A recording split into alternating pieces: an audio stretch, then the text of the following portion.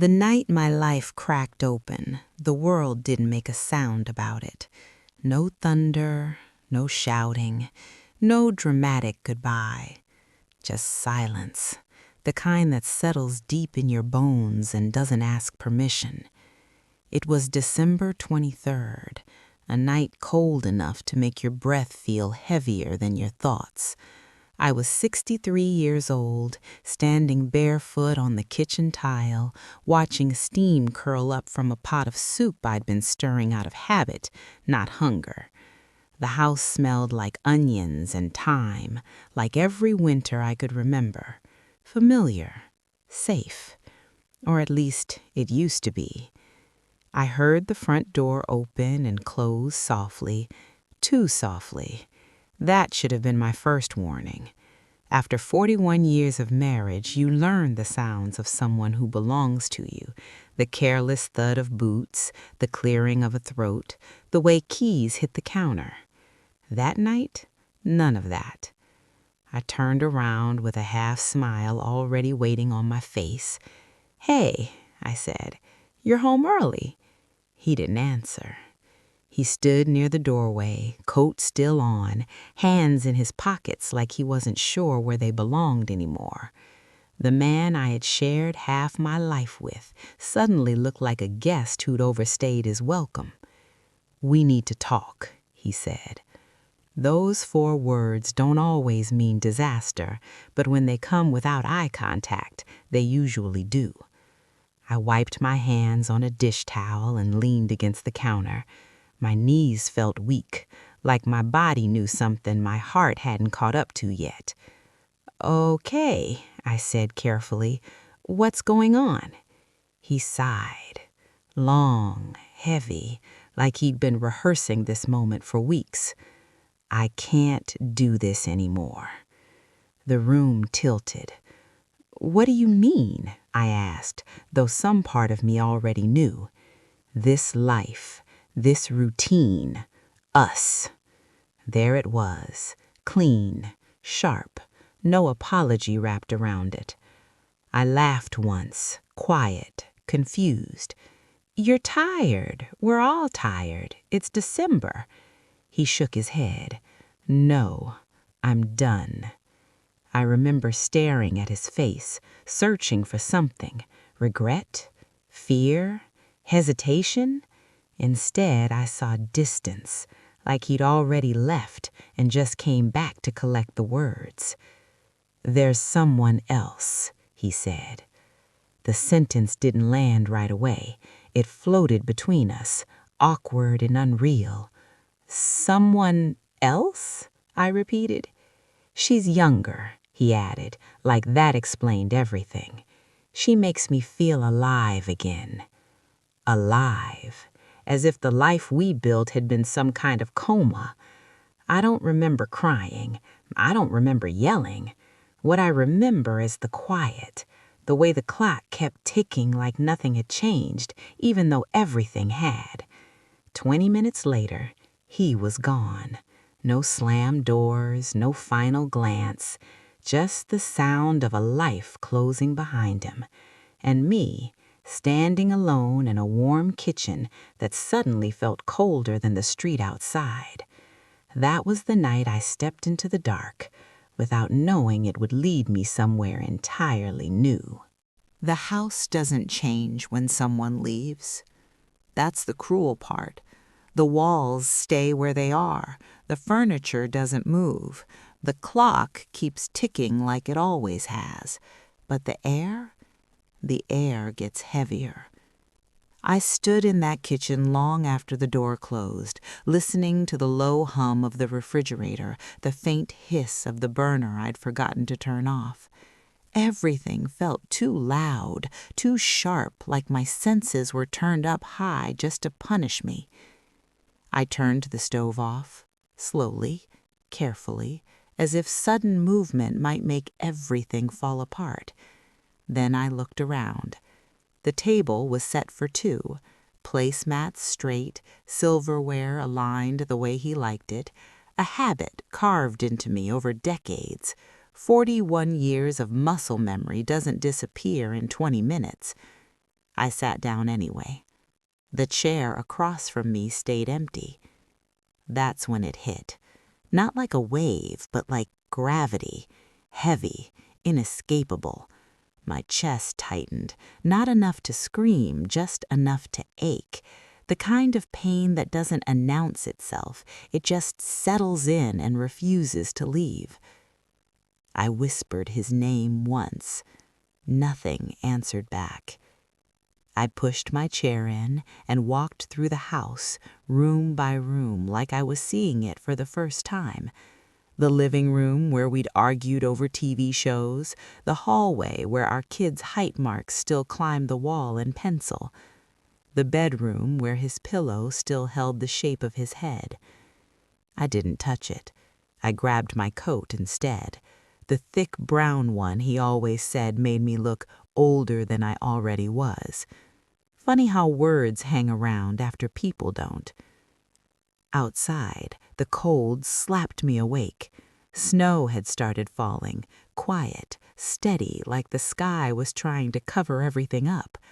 The street glowed soft under the streetlights, peaceful in that way that feels almost insulting when your life is unraveling. Everyone else had somewhere to be. I didn't. So I walked. No plan, no destination, just movement, because standing still felt dangerous. My boots crunched through the snow as I passed houses glowing warm with holiday lights. Shadows moved behind curtains. Laughter drifted through walls not meant to hold it in. I hugged my coat tighter. By the time I reached the park, my fingers were numb and my breath came out in shaky clouds.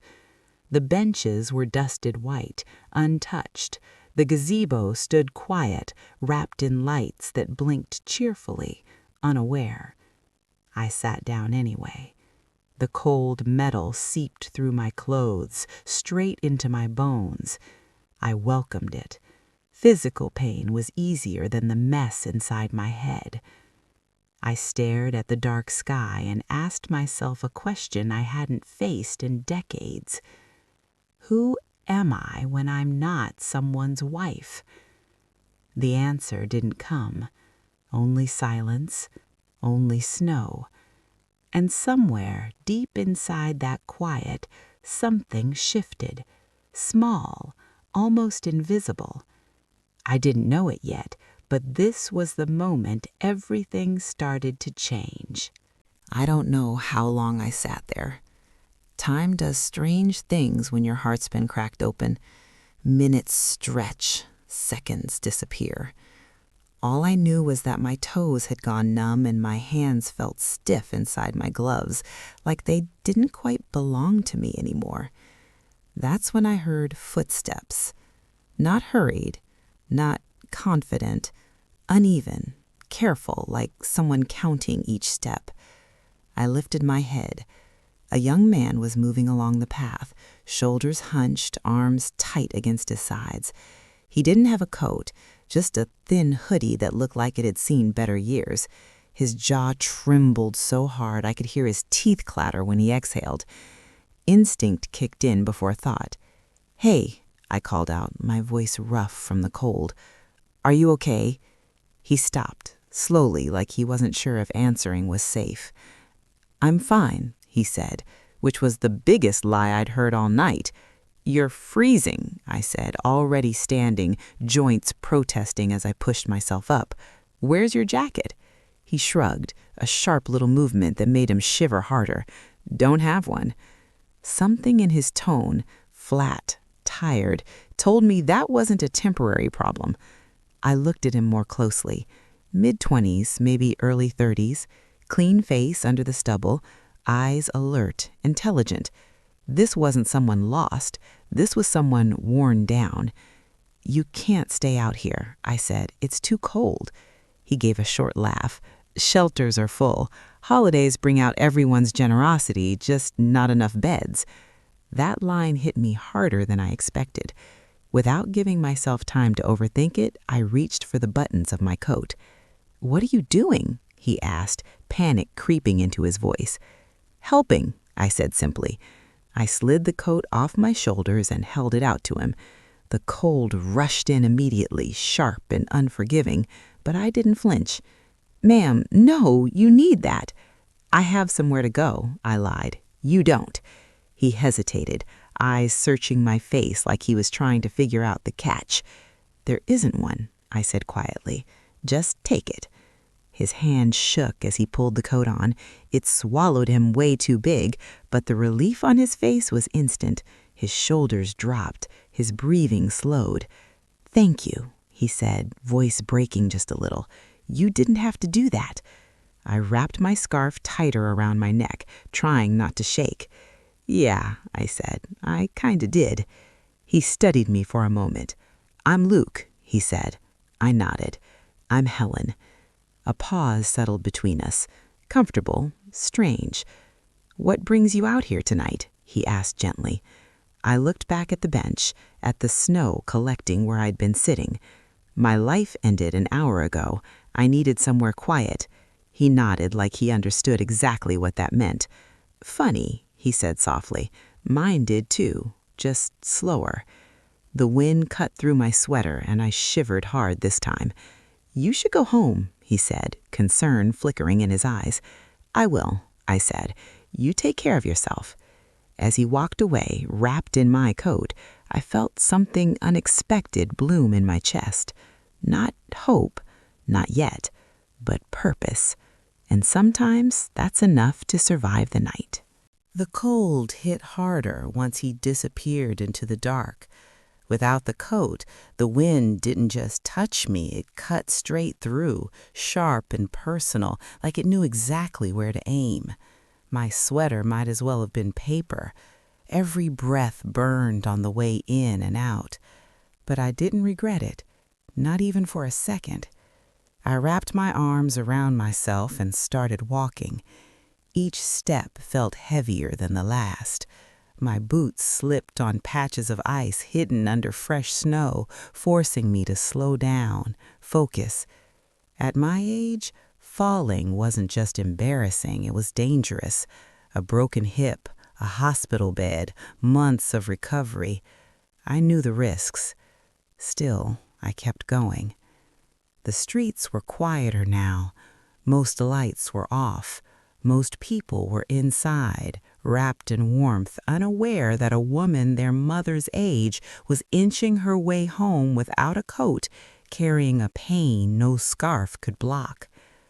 My fingers went numb first, then my ears.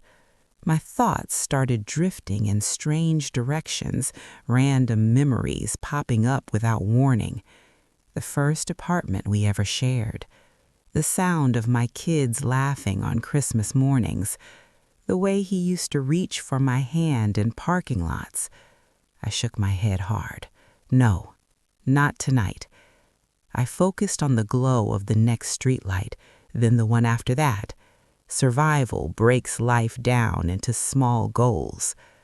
When I finally reached my front door, my hands were shaking so badly I dropped my keys twice before I got the lock open.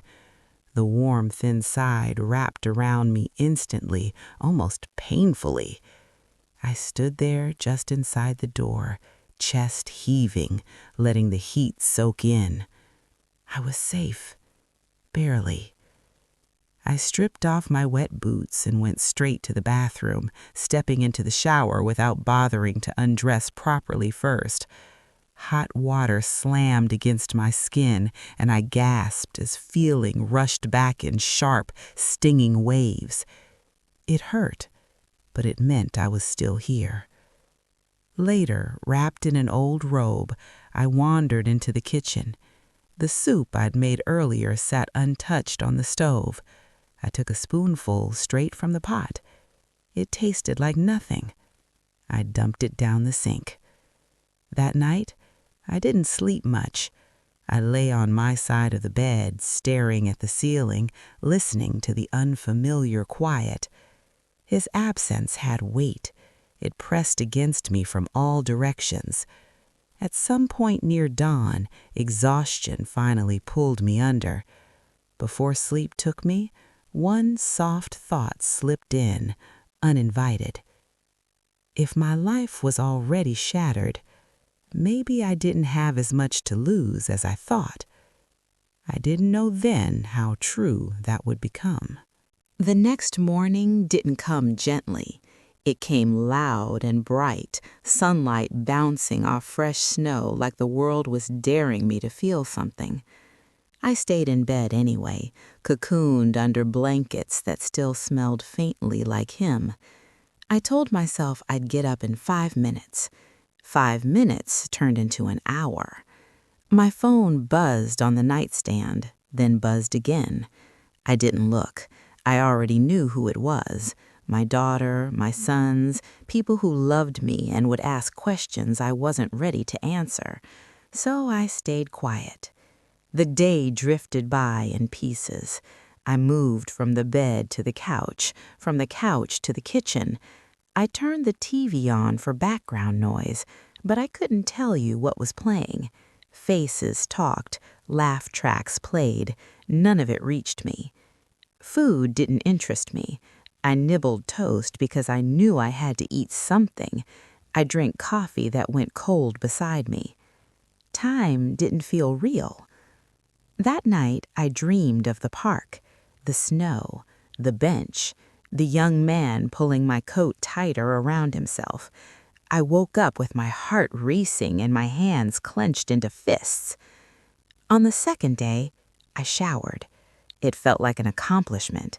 I washed my hair, put on clean clothes, even brushed on a little lipstick, though I didn't know why. Maybe to remind myself I still existed. I finally checked my phone. Missed calls, messages filled with worry and love.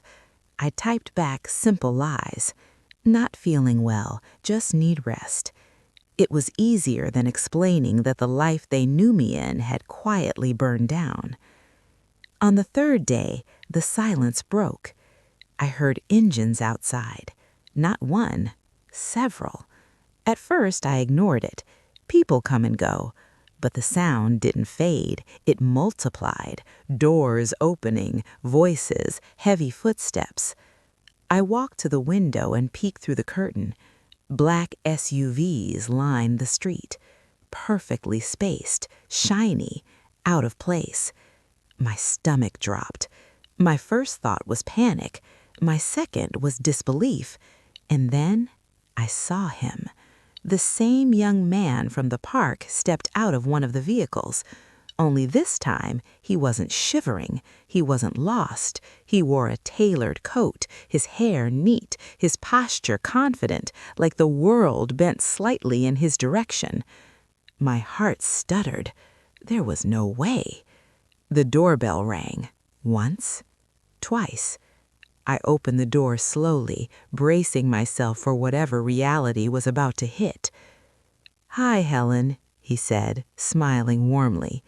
"I was really hoping I'd find you here." My mouth opened, but no sound came out. The world, it seemed, wasn't done surprising me just yet. I just stood there, gripping the edge of the door like it might float away. You're the man from the park," I finally said. He nodded, gentle, almost nervous. "Yes, and before you ask, no, you're not imagining this." I let out a shaky breath and stepped aside. "You'd better come in." He entered my living room, the same space where my marriage had quietly ended just days earlier. The contrast felt unreal. Him, polished and calm, standing where grief had lived. "My name isn't Luke," he said after a pause. "It's Aaron." I crossed my arms. "Okay, Aaron, you want to explain the parade of cars outside my house?" He smiled faintly, then grew serious. "I owe you the truth." He told me everything. About how he owned a development company, about how losing his parents young had pushed him into a world where everyone wanted something from him, about how betrayal from people he trusted had made him question whether kindness still existed at all. "So you pretended to have nothing?" I said quietly. Yes, he admitted. I wanted to see who people were when there was nothing to gain. I sank onto the couch, my legs suddenly weak. And that night, he continued, I wasn't in danger. I had drivers watching from a distance. But what you did, giving your coat when you were clearly hurting yourself, that wasn't normal kindness. That was sacrifice. He reached into his bag and pulled out my coat, clean, folded neatly. He said, I had it restored, but I didn't come just to return it. I looked up at him, my heart beating faster. Then why are you here? He said, because I run a charitable foundation, and I need someone who actually sees people, someone real. I want you to help lead it.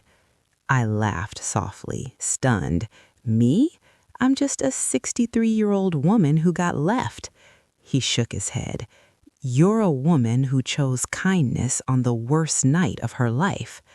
Silence filled the room. For the first time since everything fell apart, I didn't feel small. I felt seen.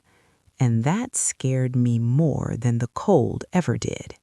I didn't answer him right away. I just stared at the coat in his hands. My coat. The same one I'd shrugged off without thinking. The same one that left me shaking all the way home. Seeing it folded so carefully felt strange, like proof that the night in the park had really happened and wasn't some grief-soaked hallucination. You want me to what? I finally asked. To work with us, Aaron said. Not as a symbol, not as a charity case, as someone with real authority. I let out a breath that was half a laugh. I spent my life answering phones and managing calendars. I'm not some big picture executive. That's exactly why, he said calmly. You don't see people as numbers. He sat across from me, leaning forward just slightly. Not intimidating, not performative, just present. I've funded programs for years, housing, job training, education. On paper, they look amazing, but when I went undercover, I realized something. Most of the people running them have never actually needed help. They don't know what it feels like to be invisible. That word hit me hard. Invisible. That night, he said softly, you were hurting, you were cold, and still you saw me, not as a problem, not as a burden, as a person. I looked down at my hands. They still felt older than I remembered, more lined, more honest. I don't know if I'm strong enough for something like that, I admitted. Aaron smiled, not the confident one, but a real one. You already proved you are. The room went quiet. I could hear the clock ticking again, steady and unbothered. The same clock that had kept time while my marriage fell apart. What exactly would this job be? I asked. Community outreach, he said. You'd visit the places we fund, talk to people, listen, then come back and tell us what's broken and how to fix it. And if I tell you the whole system needs changing, I asked, then we change it, he said without hesitation. That startled me more than the offer itself. I stood up and walked to the window. The SUVs were still there, engines off now, waiting. A whole other world parked outside my quiet little life. 3 days ago, I'd been sitting on a frozen bench thinking my story was over. Now this. I need time, I said. Of course, Aaron replied immediately. Take all the time you need. He stood, slipping the coat over his arm. No matter what you decide, I wanted you to know this. What you did mattered. It changed something in me. I turned back to him. It changed something in me, too. He nodded, like he understood more than I'd said. After he left, and after the street went quiet again, I sat alone in the living room, holding his business card between my fingers. For the first time since that night, I wasn't just mourning what I'd lost. I was terrified of what I might become. And somehow, that fear felt alive. I didn't sleep that night. Not because I was sad, because my mind wouldn't slow down. Every time I closed my eyes, I saw two versions of myself, one curled up small, clinging to the life that had already let go of me, the other standing somewhere unfamiliar, unsure, but upright. The business card sat on the kitchen table. I kept moving it, counter to table, table to nightstand, like it might whisper the right answer if I put it in the correct spot. By morning, I made coffee I didn't finish and toast I barely touched. I stood at the sink watching snow melt off the window pane, thinking about all the years I'd lived on autopilot. Wife, mother, reliable, quiet, safe, and empty. My phone rang. It was my daughter. I answered this time. "Mom?" Her voice was soft. "Are you okay?" I hesitated, then told her the truth. Not all of it, just enough. That her father was gone, that I was hurting, that something unexpected had happened. She listened without interrupting. "You sound different," she finally said. "How?" "Stronger," she said. "Scared, but lighter." After we hung up, I stared at the phone for a long moment. Then I picked it up again and dialed the number on the card. Aaron answered on the second ring. "I was hoping it was you," he said. "I don't know what I'm doing," I told him honestly. "That makes two of us, but that's usually where the good stuff starts." I closed my eyes, took a breath. "Yes," I said, "I'll try." He didn't cheer, didn't push, just let out a quiet, relieved breath. "Thank you. We'll start slow." But nothing about it felt slow. My first day came faster than I expected. A glass building downtown, elevators that moved too fast, people who shook my hand like they already knew who I was supposed to be.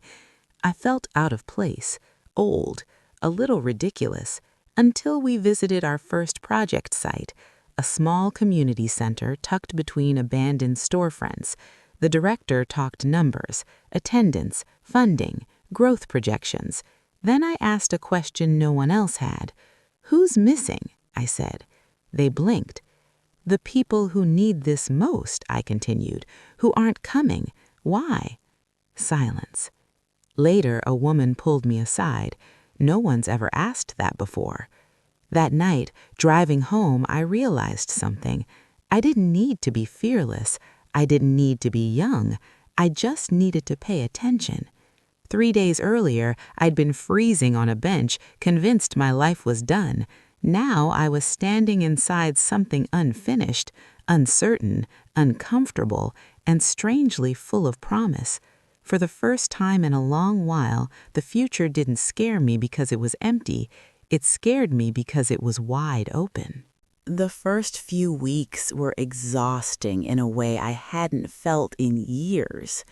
Not the tired that comes from boredom or routine, but the kind that settles in after your mind has been awake all day, paying attention, really paying attention. Every morning, I stood in front of my closet longer than necessary, wondering what a woman my age was supposed to wear when she was starting over. In the end, I chose comfort over pretending. Low heels, soft sweaters, clothes that let me breathe. At the office, people were polite, respectful, careful. Too careful. I could feel the question hanging in the air wherever I went. Why her? I didn't blame them. I asked myself the same thing more than once, but instead of shrinking from it, I leaned into the work. I listened, I took notes, I asked questions that made rooms go quiet. Not because they were rude, because they were honest. We visited shelters that looked good on brochures, but felt hollow inside. Job programs that trained people for positions that no longer existed. housing projects built without asking families what they actually needed. And every time I spoke up, something shifted. At first, it was subtle, a manager scribbling notes faster, a director asking me to repeat myself. Then meetings started changing. People stopped rushing past the human part of the conversation. One afternoon, after a long site visit, Aaron sat beside me in the car instead of checking his phone like he usually did. "You're changing things," he said. "I'm just saying what I see," I replied. "That's the part everyone else avoids." I realized then that my years, the decades I'd once felt ashamed of, were actually my sharpest tools. I knew how to read a room, how to hear what wasn't being said, how to tell when someone was pretending things were fine. I'd been doing that my whole life, just never for myself. My ex called during that time, more than once. I didn't answer, not out of anger, but because the sound of his voice no longer felt relevant to who I was becoming. One evening, after a long day, I sat alone at my kitchen table, papers spread out in front of me, plans, notes, names of people I wanted to help. I caught my reflection in the dark window. Same woman, same lines on my face, but my eyes were different. They weren't waiting anymore. And that's when it hit me. The park bench hadn't been the lowest point of my life. It had been the turning point. Because sometimes when everything familiar falls away, what's left isn't emptiness, it's space. And space is where your voice finally has room to grow. It was a Tuesday when my old life tried to walk back in. I remember because Tuesdays had become my favorite. Busy, purposeful, no room for spiraling thoughts. I was reviewing notes from a community visit when my phone buzzed across the desk. His name. I stared at it longer than I should have. For weeks, I'd ignored the calls, not out of spite, out of clarity. But something about that moment, maybe the calm I finally felt, made me answer. "Hello?" I said. "Helen," he breathed, like saying my name was an apology in itself. "Thank God. I've been trying to reach you." I leaned back in my chair. "What do you want?" Silence. Then softer. "I made a mistake." There it was, the sentence people use when consequences finally show up. "I shouldn't have left," he continued. "Everything fell apart. She wasn't who I thought she was. I wasn't who I thought I was. His voice cracked. "I want to come home." Home. The word landed wrong. "I don't have a home for you anymore," I said quietly. "You're angry," he replied, hopeful. "I get that, but we can fix this. We've fixed worse." I closed my eyes for a moment, not to shut him out, but to listen to myself. "No," I said, "we can't." He exhaled sharply. "Helen, you're 63. Starting over alone isn't easy. Be realistic." I smiled, not because it was funny, because it was revealing. I am being realistic for the first time in my life. I told him about the work, about the people, about the way my days felt full instead of heavy. I didn't brag, I didn't explain, I simply stated facts. He was quiet for a long time. "You sound different," he finally said. "I am." "So that's it?" he asked. 41 years just gone?" I chose my words carefully. "You didn't just leave me. You left the version of me that lived for everyone else. She's gone." "What about us?" he whispered. "There is no us anymore," I said gently. "There's who I was and who I am now." I ended the call before he could respond. My hands shook afterward, not with doubt, but release. That evening I stayed late at the office. The building was quiet, lights dimmed, the city humming below. Aaron stopped by my office door. "You okay?" he asked. "I am," I said, surprised by how true it felt. He nodded like he'd expected that answer. Later, at home, I stood in front of the mirror and studied my reflection. I didn't see a woman abandoned. I saw a woman who had been returned to herself. The past had knocked, and for once, I hadn't opened the door. That night, I slept deeply. No dreams of benches, no echoes of silence, just rest and the steady feeling that something big, something irreversible had finally shifted. Something changed after that call. Not loudly, not all at once, but steadily, like a knot loosening thread by thread. I stopped bracing for impact, stopped waiting for the floor to fall out from under me. The past had taken its swing and missed. That mattered more than I expected. Work deepened. We didn't just visit programs anymore. We rebuilt them. We shifted budgets toward people instead of polish. We hired community members as advisors. We asked uncomfortable questions and stayed for the answers. And every time someone said, "No one ever asked us that before," I felt a quiet certainty bloom. I was where I belonged. One afternoon, after a long site visit, Aaron and I sat in a small diner near the freeway.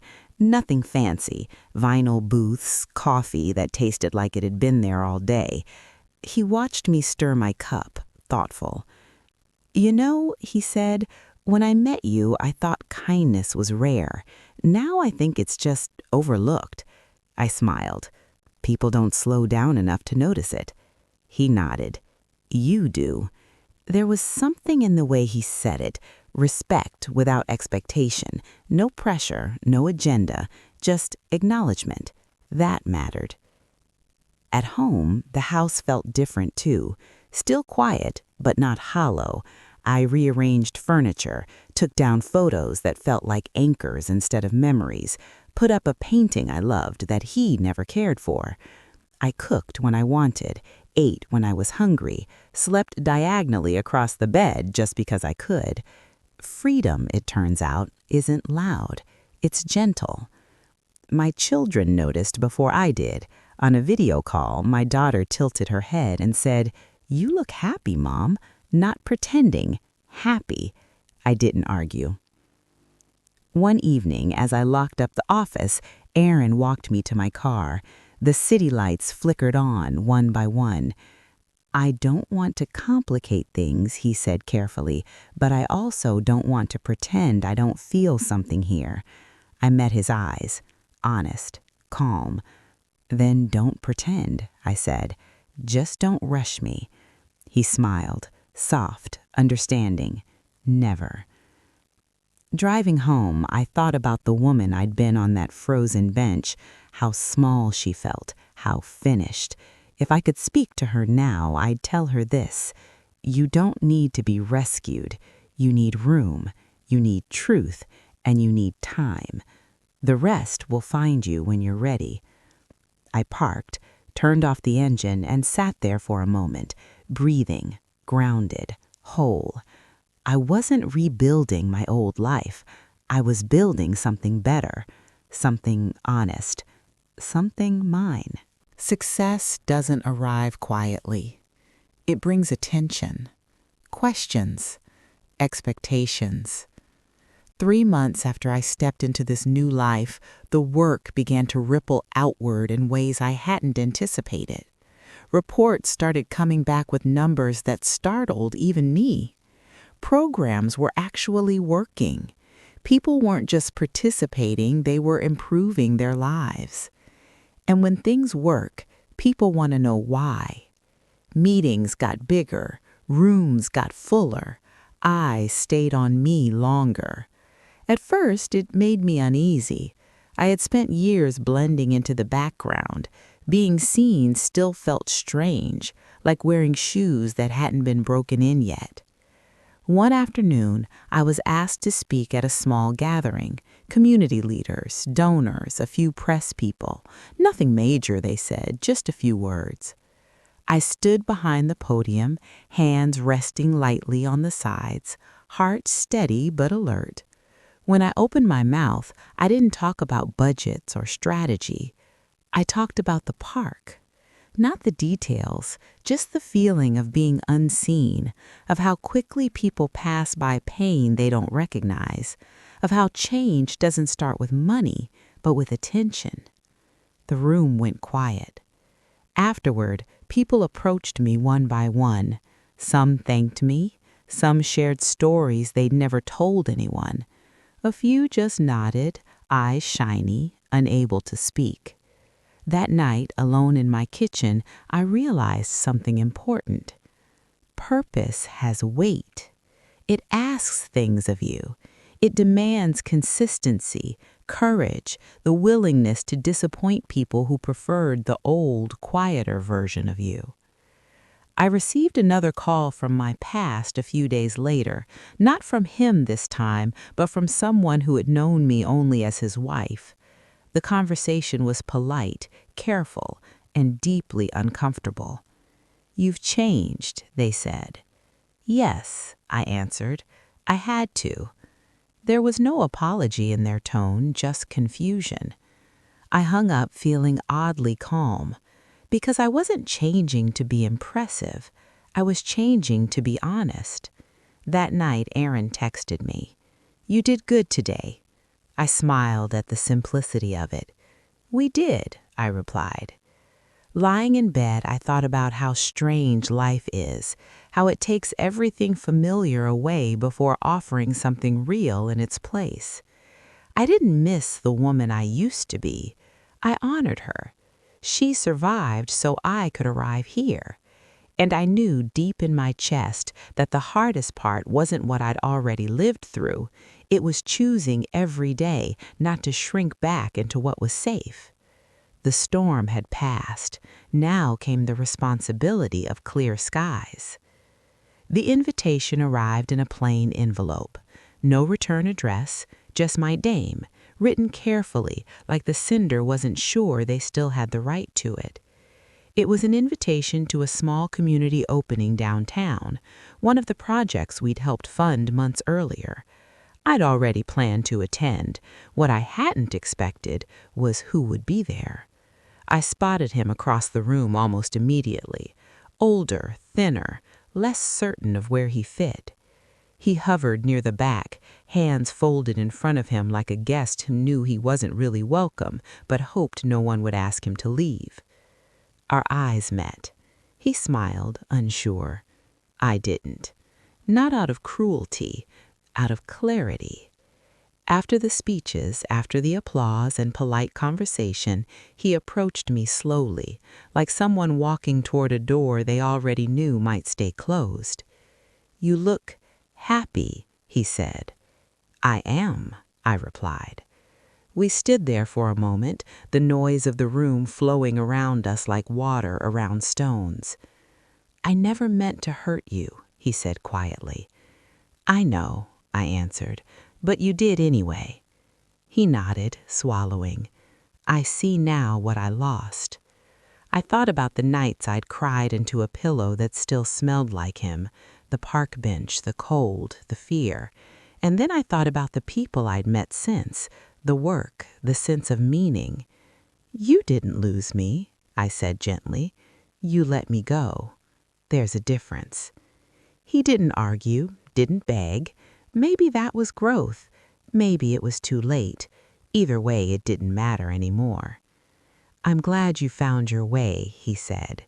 "So am I replied, and meant it. He walked away after that. No drama, no scene, just a quiet exit. And with him went the last version of my old life that still lingered. Later that evening, Aaron stood beside me as we watched families explore the new space, children laughing, parents smiling, people at ease. "You okay?" he asked softly. "Yes," I said, surprised again by the truth of it. "I feel complete." He didn't take my hand. He didn't rush the moment. He just stood there with me. Sometimes love doesn't arrive like fireworks. Sometimes it arrives like peace. As the room emptied and the lights dimmed, I realized something that felt like a soft landing. I wasn't proving anything anymore. Not to my past, not to my age, not to anyone. I was simply living, and that was enough. A year later, the park looked different, not because it had changed, but because I had.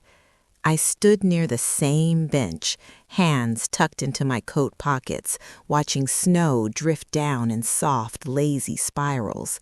The air was cold, but it didn't bite anymore. Or maybe I just knew how to stand in it now. Life had settled into something steady, not perfect, not loud, just honest. My days were full of conversations that mattered, names I remembered, stories I carried with me. I had learned that purpose doesn't erase pain, it gives it a place to rest. Aaron waited a few steps behind me, giving me space without needing to be asked. He'd learned that about me early on. I turned and smiled. "You ready?" he asked. "In a minute," I said. I sat down on the bench, not because I needed to, but because I wanted to honor the woman who once sat there convinced her life was over. She hadn't known what was coming. She'd thought endings were final. She'd thought kindness was just a reflex. She'd thought being chosen meant being kept. She was wrong. Kindness is a doorway. Loss is a redirection, and being left behind can sometimes be the push that finally sets you free. I stood back up and brushed the snow from my gloves. I used to think silence meant emptiness, I said aloud, more to myself than anyone else. Now I know it can mean peace. Aaron nodded, understanding without needing explanation. We walked away from the bench together, our footsteps quiet, unhurried, and as we left the park behind, I carried one simple truth with me, one I wish every woman standing at the edge of heartbreak could hear. Your life doesn't end when someone stops choosing you. Sometimes that's exactly when it begins. If this story stayed with you, thank you for walking it with me. If you've ever faced a moment where everything went quiet, know this: the silence might just be making room for something real. If this story touched your heart, please don't scroll away just yet. Like this video so more people who need this message can find it. Subscribe to the channel for more real, emotional stories about life, loss, and second chances. And comment below and tell us which moment in this story stayed with you the most, or simply write where you're watching from. We truly love reading every comment. And remember, if you're standing in silence right now, your next chapter may already be waiting. Thank you for listening.